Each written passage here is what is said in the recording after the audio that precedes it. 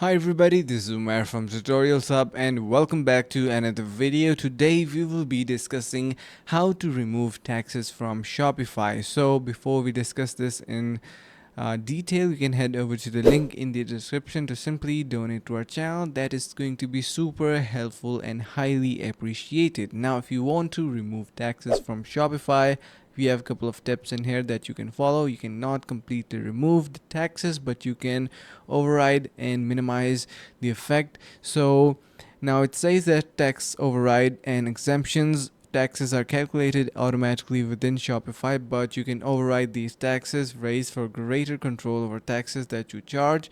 Use overrides if you need to do any of the following. So you can see the tips are discussed as control how much tax you charge for a particular product. Of course, you can simply control it individually by product and just control it how much you are charging.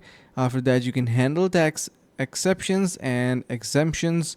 So that is another thing that could be done. Specify unique tax rates for shipping destinations. Now of course, shipping is another big factor in the pricing and the taxing. Of course, you can simply specify the unique tax rate for each shipping destinations. Different destinations and regions are going to be having different costings, so you can adjust your taxes according to that. Now specify unique tax rates for tax exempt customers. And yeah, so this is the final one, and I hope this was helpful in any certain way. If it was, guys, or if you have any question, you can ask in the comments below. I will try my best to answer to that issue. Thank you so much for watching. Make sure to head over to the link in the description to simply donate. And with that being said, see you in the next video.